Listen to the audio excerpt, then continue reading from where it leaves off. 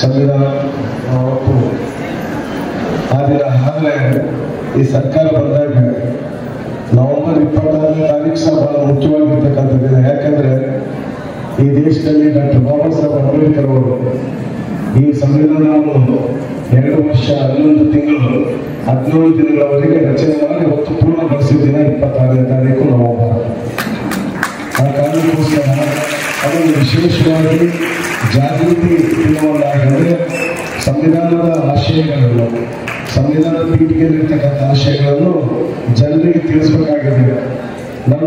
ನಮ್ಮ ಮಟ್ಟಿಗೆ ಈ ದೇಶದಲ್ಲಿ ಆಗ್ಬೋದು, ರಾಜ್ಯದಲ್ಲಿ ಆಗ್ಬೋದು, ಈ ಸಂವಿಧಾನದ ಬಗ್ಗೆ ಯಾರಿಗೂ ದೊಡ್ಡ ಪರಿಕಲ್ಪನೆ ಇರಲಿಲ್ಲ. ಯಾರ ಮನೆಯಲ್ಲಿ ಸಂವಿಧಾನ ಪುಸ್ತಕಗಳು ಇರಲಿಲ್ಲ. ಯಾಕಂದ್ರೆ ಸಂವಿಧಾನ ಅಧಿಕಾರಿಗಳಿಗೆ ಮಾತ್ರ ಸಹಿತ ನಮಗೆ ಸಂಬಂಧ ಅನ್ನತಕ್ಕಂಥ ಪರಿಕಲ್ಪನೆಯಲ್ಲಿ ಬಹಳಷ್ಟು ಪಬ್ಲಿಕ್ಸ್ ಗೊತ್ತಿದ್ರು. ಆದರೆ ಸಂವಿಧಾನ ಪ್ರತಿಯೊಬ್ಬರಿಗೂ ಓದಬೇಕು, ಸಂವಿಧಾನ ಓದುವಂತಕ್ಕಂಥ ಪುಸ್ತಕವನ್ನು ರಚನೆ ಮಾಡಿ ಸರ್ಕಾರ ಇವತ್ತೆಲ್ಲ ಮನೆಯಲ್ಲಿ ತಪ್ಪಿಸ್ತಕ್ಕಂಥ ಒಂದು ಕೆಲಸವನ್ನು ಇವತ್ತು ಮಾಡಿದೆ. ಅದ್ರ ಜೊತೆಗೆ ಈ ಸಂವಿಧಾನ ರಚನೆ ಮಾಡಬೇಕಾದ್ರೆ ಬಾಬಾ ಸಾಹೇಬ್ ಅಂಬೇಡ್ಕರ್ ಅವರು ಸುಮಾರು ಅವತ್ತು ಮೊದಲನೇದಾಗಿ 389 ಸದಸ್ಯರು ಒಳಗೊಂಡಿರ್ತಕ್ಕಂಥ ಸಂವಿಧಾನ. ದೇಶ ವಿಭಜನೆ ಆಗಿರ್ಬೇಕು, ಅದು 299 ಜನಕ್ಕೆ ಇಳಿತದೆ, 299ಕ್ಕೆ ಅದು ಕಡಿಮೆ ಆಗ್ತದೆ. 299 ಜನರಲ್ಲಿ ಕರಡು ಸಮಿತಿಯ ಮುಖ್ಯಸ್ಥರಾಗಿ ಡಾಕ್ಟರ್ ಬಾಬಾ ಸಾಹೇಬ್ ಅಂಬೇಡ್ಕರ್ ಅವರು ನೇಮಕ ಮಾಡಿದ್ಮೇಲೆ ಇಡೀ ಸಂವಿಧಾನವನ್ನು ರಚನೆ ಮಾಡಲು ಅವರ ಹೆಗಲ ಮೇಲೆ ಬೀಳ್ತದೆ. ಅದಕ್ಕೆ ಅತ್ಯಂತ ಶ್ರಮ ವಹಿಸಿ ಹಗಲು ರಾತ್ರಿ ಪ್ರಯತ್ನ ಮಾಡಿ 22 ಸಮಿತಿಗಳನ್ನು ರಚನೆ ಮಾಡಿ ಅದರಲ್ಲಿ 5 ಸಮಿತಿಗಳನ್ನು ರಚನೆ ಮಾಡಿ ಈ ಸಂವಿಧಾನವನ್ನು ರಚನೆ ಮಾಡಿದ ಬಾಬಾ ಸಾಹೇಬ್ ಅಂಬೇಡ್ಕರ್ ಅವರು. ತಮ್ಮೆಲ್ಲರಿಗೂ ಗೊತ್ತಿದ್ದಾಗೆ ಸಂವಿಧಾನ ಅಂದರೆ ಏನು ಅಂದರೆ ಇದು ಕೂಡ ಒಂದು ಕಾನೂನು. ಆದರೆ ಇದು ಸರ್ವೋಚ್ಚ ಕಾನೂನು.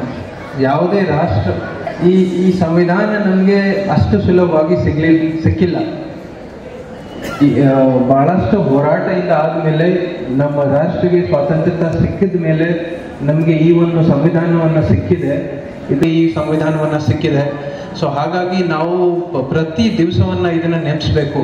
ಆ ಸಂವಿಧಾನದಲ್ಲಿ ಇರ್ತಕ್ಕಂಥ ಪ್ರತಿಯೊಂದು ಶಬ್ದ, ಪ್ರತಿಯೊಂದು ವರ್ಡ್ ಅದರದ್ದು ಒಂದು ಮೀನಿಂಗ್ ಇದೆ. ನಾವು ಇವತ್ತು ಈ ರಾಷ್ಟ್ರದಲ್ಲಿ, ಈ ರಾಜ್ಯದಲ್ಲಿ, ಈ ಸ್ಥಾನದಲ್ಲಿ ಕೂತ್ಕೊಂಡು ನಾವು ಈ ಒಂದು ಸಮಾರಂಭವನ್ನು ಏನು ಮಾಡ್ತಾ ಇದ್ದೀವಿ, ಇದಕ್ಕೆ ನಾವು ಸಂವಿಧಾನಿಗೆ ಋಣಿ ಆಗಿರಬೇಕು.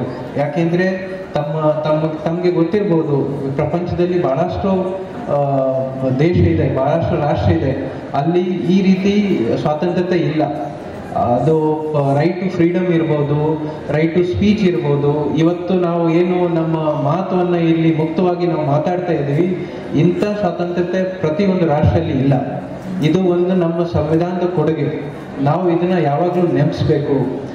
ಈಗಾಗಲೇ ನಮ್ಮ ಮುಂಡರಗಿ ನಾಗರಾಜ್ ಅವರೇ ಮತ್ತು ನಮ್ಮ ಉಪನ್ಯಾಸಕರು ಈಗಾಗಲೇ ಬಹಳ ವಿಸ್ತೃತವಾಗಿ ತಮಗೆ ಸಂವಿಧಾನದ ಬಗ್ಗೆ ಹೇಳಿದ್ದಾರೆ. ನಾನು ತಮಗೆ ಹೇಳೋದು ಏನಂದರೆ, ಆ ಸಂವಿಧಾನದಲ್ಲಿ ಇರ್ತಕ್ಕಂಥ ಏನು ಮೂಲಗಳು ಇದ್ದಾವೆ ಅದನ್ನು ನಾವು ಪ್ರತಿ ದಿವಸ ನಮ್ಮ ಕಾರ್ಯಪ್ರಣಾಳಿಯಲ್ಲಿ ಇರ್ಬೋದು, ತಾವು ತಮ್ಮ ಎಜುಕೇಷನ್ನಲ್ಲಿ ಇರಲಿ, ಅದರಲ್ಲಿ ನಾವು ಪಾಲಿಸಬೇಕು.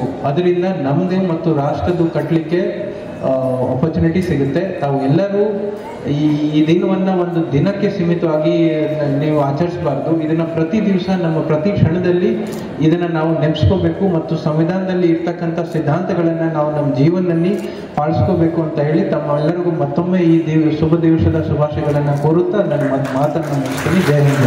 ಬಳ್ಳಾರಿಯ ನಿರಂತರ ಸುದ್ದಿಗಾಗಿ ಬಳ್ಳಾರಿ ಬೆಳಗಾಯಿತು ಚಾನೆಲ್ನ ಸಬ್ಸ್ಕ್ರೈಬ್ ಮಾಡಿ ಹಾಗೂ ಬೆಲ್ ಐಕಾನ್ ಒತ್ತಿ.